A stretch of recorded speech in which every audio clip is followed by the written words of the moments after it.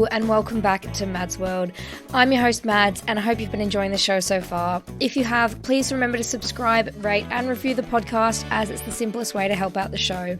Or find me on social media and tell your friends about it. I've decided to start reading out my favourite reviews each week from Apple Podcasts, so go and leave a review and I might read it out. My favourite review this week is from Helen01, who says, Maddie has me laughing out loud every episode. I honestly feel like she's in the room with me and I'm not sat alone at my desk. Easy listening and funny.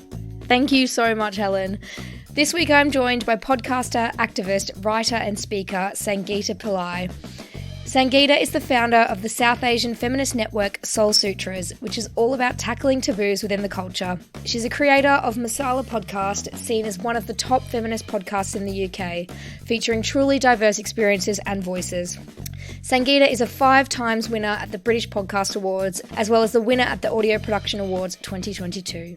She is also a winner at Spotify SoundUp 2018 and was also nominated as a Changemaker at the Visionary Awards in 2022.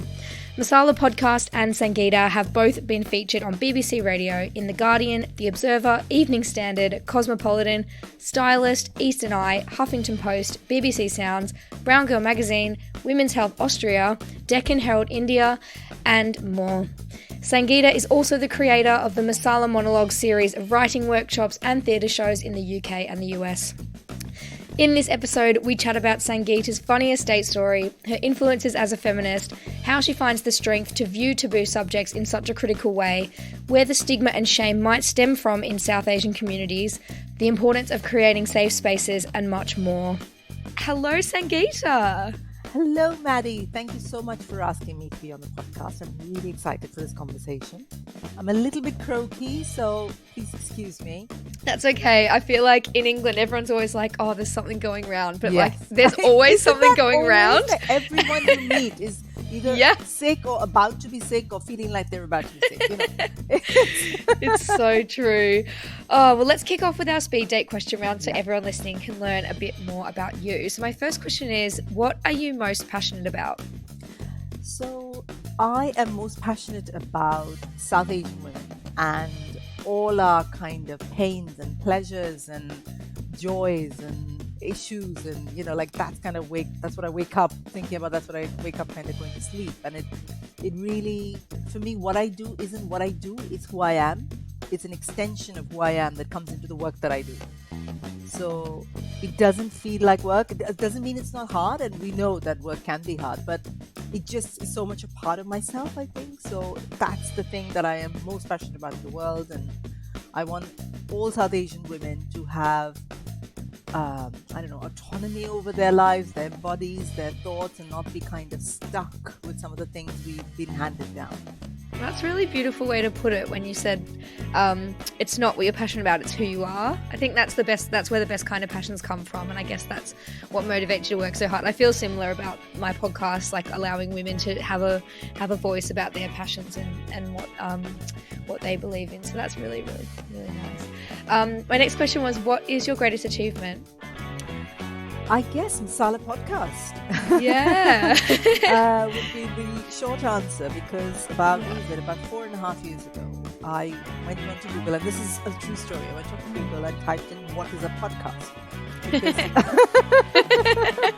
Because I'm an older person. I haven't really grown up in the world of podcasts, right? Uh-huh. And I was like, how is it different from radio? So I really didn't know. So I kind of did a little bit of research. Next thing I knew, I'd kind of applied to this Spotify podcasting competition for women of color. Yeah. And they had 750 people apply in London that year. And I was one of 10 people that got shortlisted. And I didn't really think about it. It was like, 11:30 at night. I sat at my computer and I bashed something out saying, yeah, that's sort of what I want to do. So really not expecting to hear back from them. Yeah. And then I went on to kind of win that competition. And that's how Masala Podcast came to be. So from going from like, what is a podcast, to like having a podcast that's won 5 British Podcast Awards, 1 Audio Production Award, gets written about all the time, is incredible. And I think sometimes I kind of have to pinch myself to say, oh my God, this is really happening, because it's so incredible.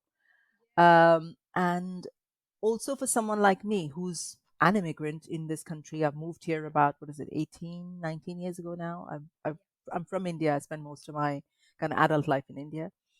To come in here, and I have no contacts, I have no connections. I don't know anyone at the BBC or Channel 4 or any of these kind of institutions. I didn't go to Oxbridge, any of these things. So for someone like me to come in here and to come into an industry that I know nothing about and create a podcast that's been so successful, I think is incredible.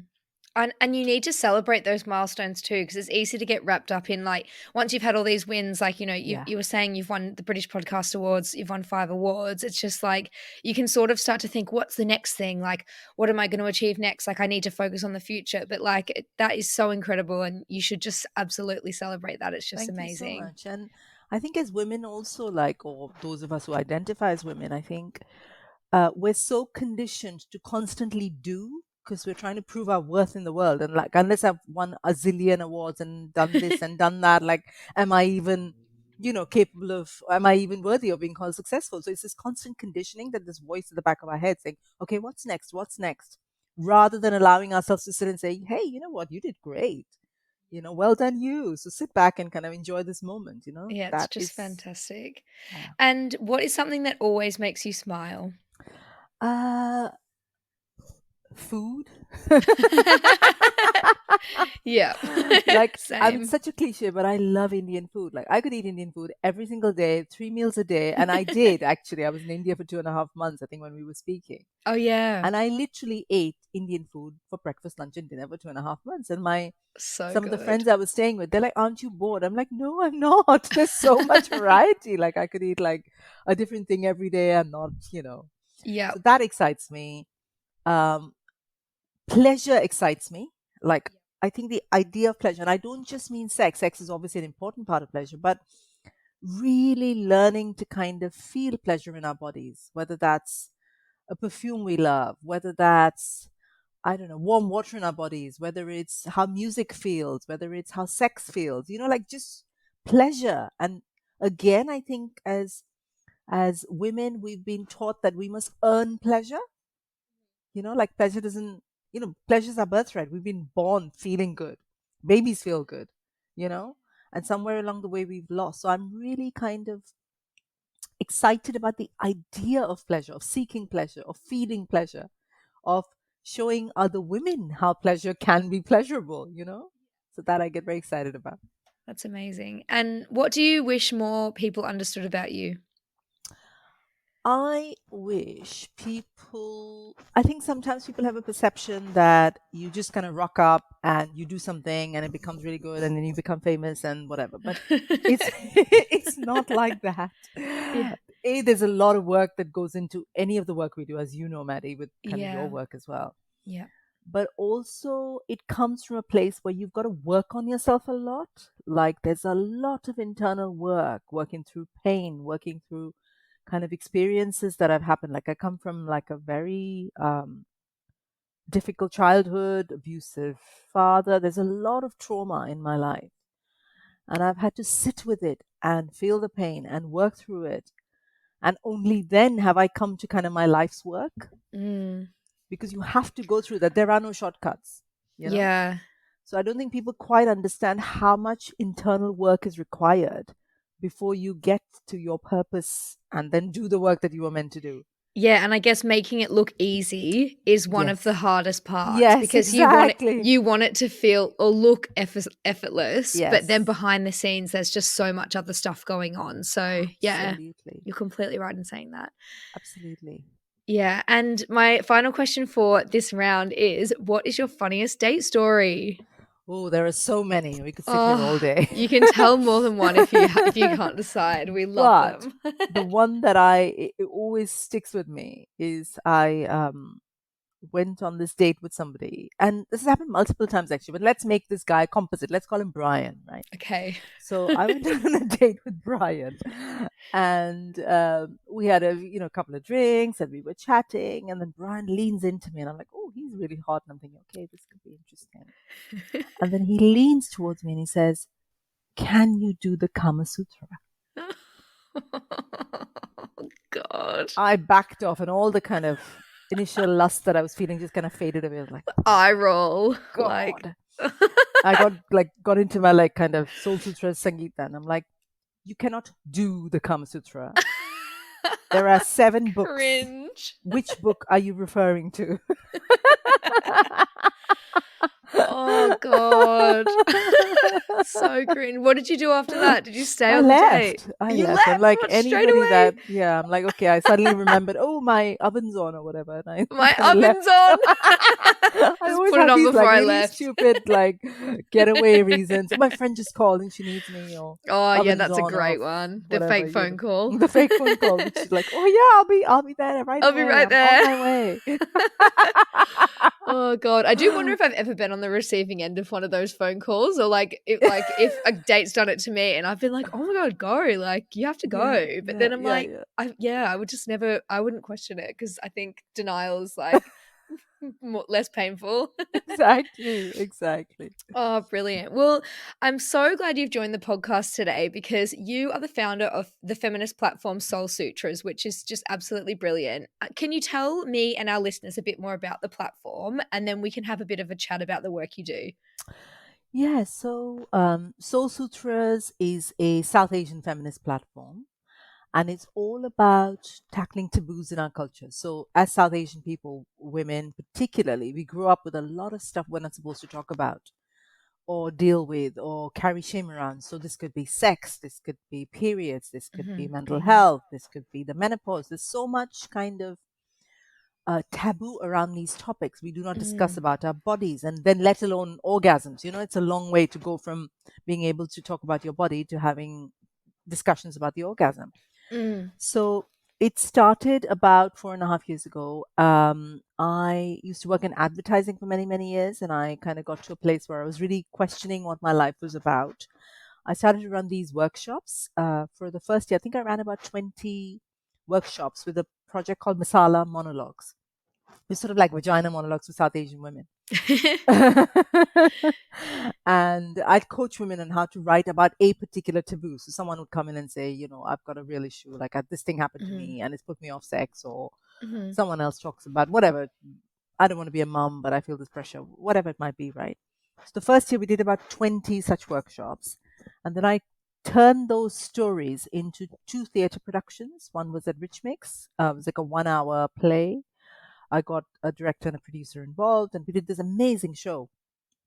And then I did another one at the Design Museum as part of a festival. And at the end of that, it was amazing. The response was fabulous. Like, I think about 100 people turned up, and they all came and like hugged me, and they said, "Oh my God, this is amazing. We need more of this in the world." Yeah. And then I really started to think about how can I reach this? Clearly, we all need this, including me. Yeah. And how do I kind of find a bigger platform? Like, while theatre, I love theatre, but it's small and it doesn't reach the millions that I want to reach. And that's kind of how I started thinking about podcasts as a medium. So for me, I'm a podcaster because it allows me to do the kind of core work of talking to South Asian women. And it allows me to reach millions of people, who might listen to the podcast. So that's kind of how it started. And today, kind of Soul Sutras has Masala Podcast under its kind of wing, which, as you know, has done well and won awards and gets written about in the press quite a lot, which is amazing. And all of it is organic, actually. I've never gone and like quoted anybody. Like the Guardian's written about me. Oh my God, amazing. The Metro, the Stylist, like people just, that shows you that there's a real need for this work. For sure, yeah. And talking about the awards as well, like I was at the audio production awards where Masala Podcast won a silver, and I was looking around and it was a room full of people. It must have been like, I don't know, a couple of hundred people, and they were all from the audio kind of media world. Yep. And I had that feeling. I'm like, wow, I'm not part of this, but I'm successful at this. You're smashing it. Yeah. So that was a big moment as well for me to say, hey, kind of, I've come along, done this podcast, and it's now so. Masala Podcast is probably the most successful part of Soul Sutras. Masala Monologues is still kind of in the background, bubbling away. I'm looking for more resources to kind of help me with that. I'm starting podcasting masterclasses online. I've been doing a lot of podcasting workshops for people. So a lot of people write into me to say, oh my God, I've got this podcast idea. I don't know what to do with it. Yeah. And podcasting is still, it's changing, but it's very much a white man's world. Like the big dudes are the people earning the big bucks are men. I think only 17% of podcasts are by women, Exactly. which is crazy to me. And if you look at women of color, yeah, I don't even know what the percentages are. Like I've looked Yeah. online, you can't even find figures. It's that minimal. yeah, you know? yeah. So I feel really passionately that podcasting is a great opportunity for women like me to kind of talk about the things that really kind of are important to them and you want to kind of convey to the world. So podcasting is a big part of Soul Sutras now. Yeah. And again, then I speak on panels, and I've spoken at the WOW Festival and Emerge Festival and various festivals. And Amazing. so that's kind of what Soul Sutras does. So it's like an umbrella platform for South Asian women to tackle taboos in our culture. It's come so far. It's It amazing. really has. And for me, the kind of biggest thing is like, I want women like me to feel less alone in this journey.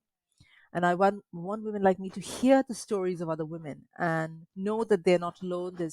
We're all battling this stuff. And it's important to challenge some of this stuff that we're told is like, that's our culture, and it isn't. It was our culture maybe, I don't know, a couple of 100 years ago, but it needs to evolve. Every culture needs to evolve.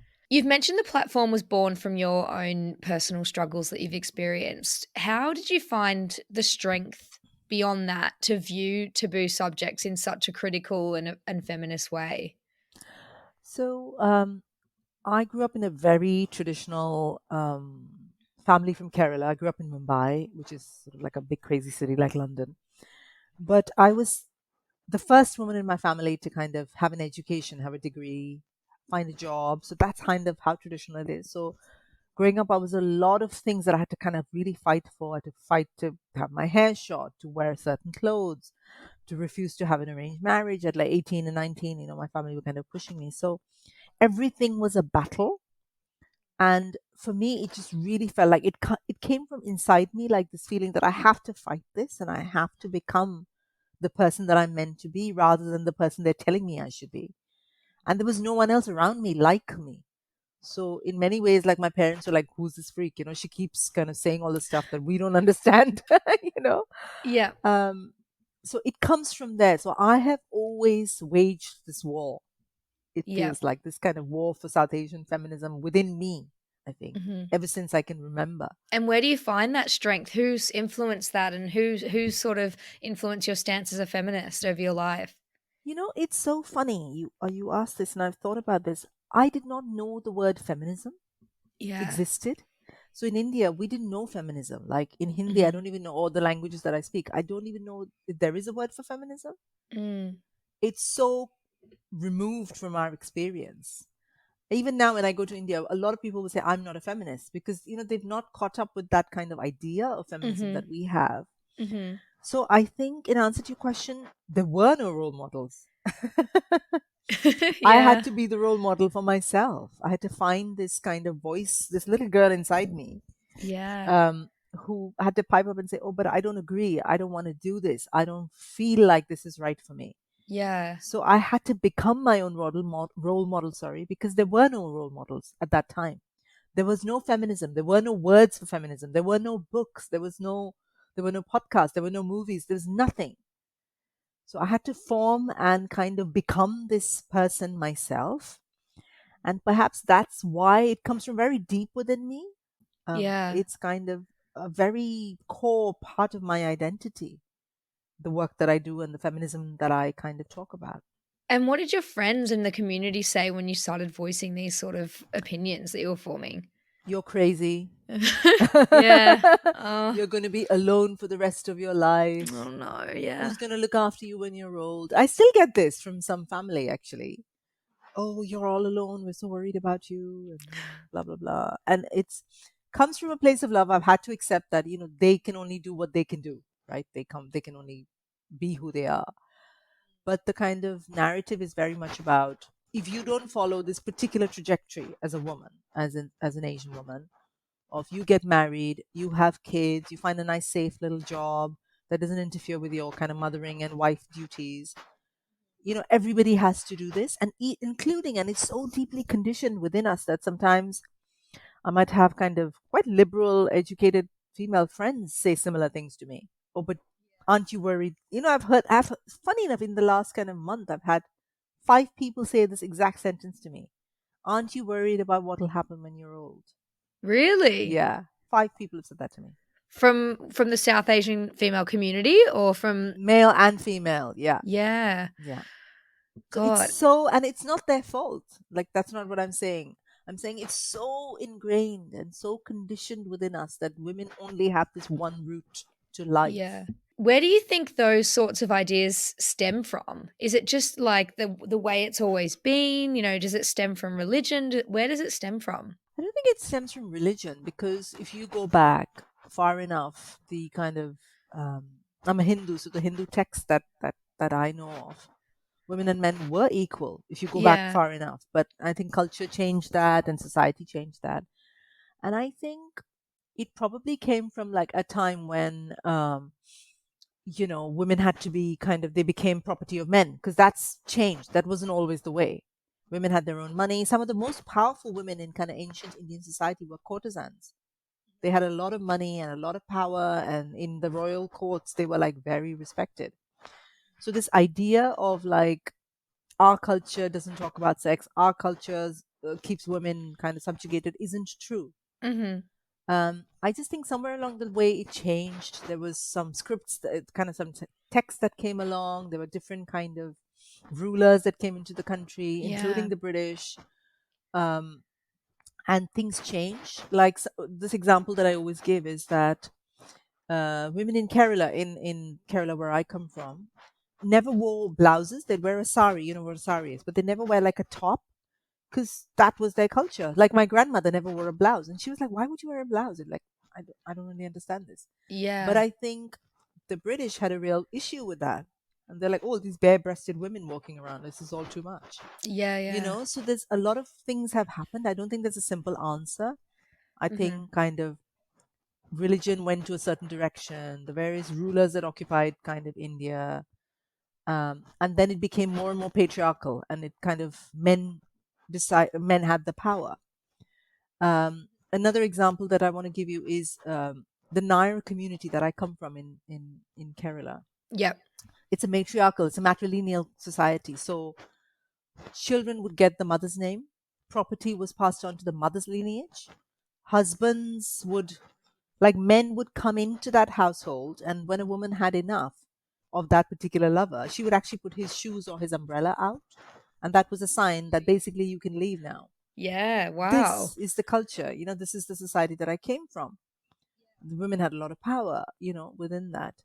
And again, I think in the early 19th century, I don't know my dates, but the British had a real problem with this. A lot of Western kind of visitors from that time who'd come to Kerala were like, "Oh my God, what is this weird structure?"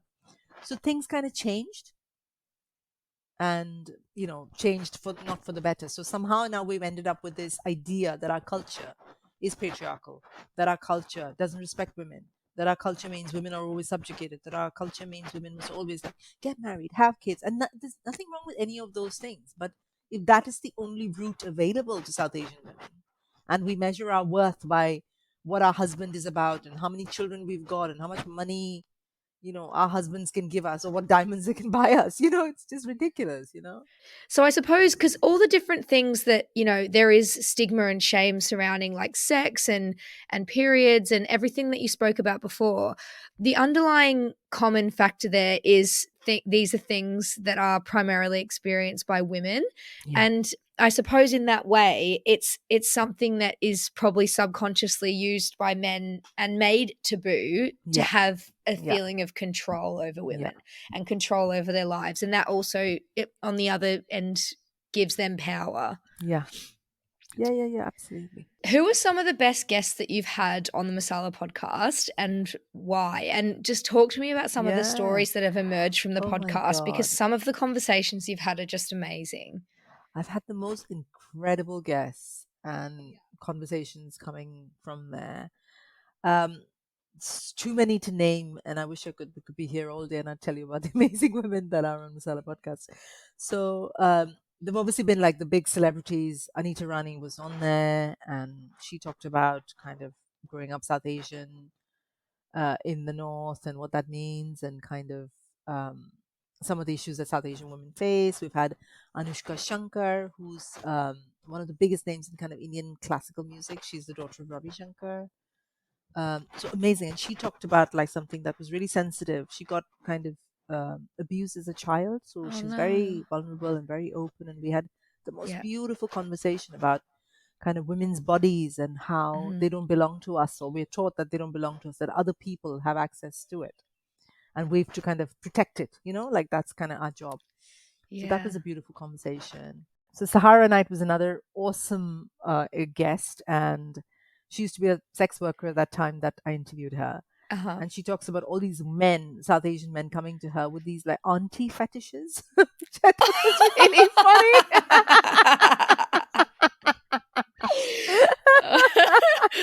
That is so good. And she has this incredible story. You must listen to the podcast Yeah. where she talks about she had a client who was an imam in the mosque, Yep. and let's just say he had a thing for carrots Oh my god. in certain parts of his body. And Oh my god. We don't want to kink shame, but that is no, but that so was funny. so funny. I just found the whole kind of like the whole kind of picture of this imam and the carrot and it just was really funny. Oh, that is brilliant. Yeah. And so was she a sex worker in India or No, over in in the the UK. So UK? she's British. She's South Ah, Asian British. I think she lives, wow. yeah. And she's been in Game of Thrones. That's her big kind of role. Oh, Yeah, she's amazing. interesting. I have to go and listen to this episode. I haven't heard this Yeah, one. It sounds yeah, it's really really good. fun. And it's really fun and it's really kind of, a lot of people, whether they are South Asian or not, have this idea of kind of porn stars and sex work as being this thing that kind of people are forced into. Yeah. And and she is a woman who has a business. She's very proud of what she does, as she should be. She's a professional. She's very good at her job. Like, so it was a Yeah. really refreshing and eye-opening and fun conversation. I really enjoyed it. Sometimes like sex work as well can be a way for some women to get power and men to get power back over their Yes, lives. So exactly. it's not a loss of power. It's actually a Yes, way for them yes, to feel control over those things that may have happened to them, or exactly. not even things that have happened to them in the past. It might Yeah, just be a way that they can feel control and power and autonomy over their own life. exactly. And I don't think we Mm. talk about it enough. Yeah. I love when you were saying it's such a fun conversation because, these sorts of conversations are so important to make people feel safe. And I'd love if you could talk to me about the importance of creating those safe spaces for South Asian women to share their stories and connect with each other. Because that's sort of what it all comes down to, isn't it? Is allowing people a space to share, and that makes people feel safe. Absolutely. So if you imagine, most South Asian women haven't got spaces to have these conversations. You might have a friend who you feel close enough to maybe perhaps have this conversation, but there is nowhere in the world where you can go and you're like, oh my God, I have this thing I don't know, I got abused, or I can't have orgasms, or whatever it might be that you want to talk about. So when you create a safe space like Soul Sutras, like Masala Podcast, women will come in, they will listen to the stories of other women. And it gives them the courage and the kind of inspiration sometimes to maybe make changes in their own lives. Like I get hundreds upon hundreds of messages and emails and Oh, DMs. You cannot even imagine. uh-huh. And they all say kind of similar things. Your podcast changed my life. Like, it's a big thing. Oh, yeah, that's And, incredible. I've had women say they've left difficult relationships. I've had women say they've explored their sexuality for the first time. I've had, you cannot even imagine. It gives me goosebumps when I talk about it even now. I can't tell you the details because some of them are quite private, but, Yeah, you know, this work changes people's lives every single day. yeah, And if not for spaces like this, there is nowhere for a South Asian woman to go and to hear these kind of sometimes quite difficult areas that can be triggering, that no one's talking about. And what I do is I talk about my experiences in that space. I'm very vulnerable on the podcast. I talk about when I got groped as a 5-year old, or when, whatever, the first time I had my period and how I was made to feel, or the pressure from the family, or my own mental health. I talk about, I have depression and anxiety, and I talk about that very openly. And when I do that, it allows my guests to be as vulnerable in turn. and my listeners to say, oh, wow, so I'm not alone in this. Other people feel it. That's so empowering. And in saying all of this, what do you hope is the future for Soul Sutras and the Masala podcast? Where do you see it going? How much more? I mean, the sky's the limit, but where do you see what's next for you? I mean, I'm just looking up. There are, I think, 2 billion South Asian women in South Asian countries. Mm-hmm. There are like, I think, 2.5 million in the US, 2 million in this country. So there are a lot of us. Yeah. And we are in all these spaces. And our experiences are very similar. So whether you've grown up South Asian in India, like I have, Mm-hmm. or you've grown up in the UK and you're British South Asian, or you're American South Asian, your experiences are very similar because the kind of root culture is very similar. So the stuff the baggage that we carry, the pain that we carry, the trauma that we carry is very similar. So I'd like to reach all of these women, and I'd like them to kind of find a safe space in Soul Sutras and in Masala Podcast. Mm. And I'd like them to feel less alone in that journey, in their own life journey, so that they can feel like, okay, here's this culture that I was born into, but I can make it my own. I can take these bits that suit me, and I don't like these bits, so I'm not going to take them because other women are saying that I can do that. And so that's the kind of vision for me, to reach all of these millions of South Asian women all over the world. And we have this massive, loving, supportive community where we feel heard and not alone. And that's my vision. And my final question is, how do you maintain such a level of strength in the face of all of that? Is it these women that are inspiring you? Where do you draw it from? I think a large part of it is the women that write to me. Like every single day, somebody wrote to me yesterday about, I'd done this article for the Metro about domestic violence in my own family and kind of how that's informed my feminism. And someone wrote to me to say, oh no, this happened to me. I got loads of messages out the back of that article to say this happened, but we don't talk about it in our community. So these messages of like, oh my God, please keep going. Somebody said to me, a lot of people aren't vocal. They aren't telling you what you do, but you're really helping us in our lives. So please keep doing what you're doing. So I get that all the time. So that's the primary kind of inspiration. That's what keeps me going. And it's my life's work. Like it sounds a bit cuckoo, but I feel like I was put on this planet to do this work. And you're helping so many millions of people, which is just absolutely brilliant to see. And hopefully you can inspire others to sort of take up similar work. And then, even if it's not a podcast, it's speaking to their friends, speaking to people like them, sharing those stories. And in turn, that is so empowering for other people to hear in, just having those discussions in their communities. Absolutely. Oh, thank you so much for joining the podcast. Honestly, it's like 9 a.m. we're recording this. I'm feeling so inspired. I'm going to go out and just attack the day. Like you've absolutely just made my day with this convo. So thank you so much for joining.